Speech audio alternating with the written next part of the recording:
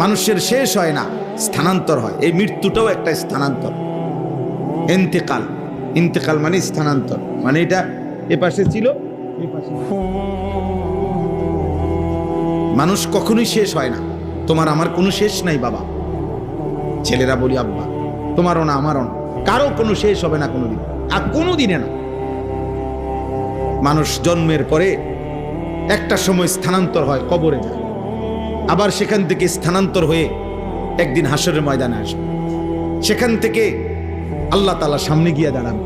সেখান থেকে মিজানের পাল্লায় ওজনের জন্য নেওয়া হবে। সেখান থেকে ফুলসেরাতের পারে নেওয়া হবে।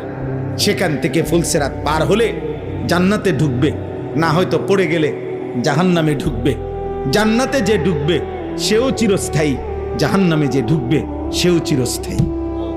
তো শেষ হইল বুঝেন?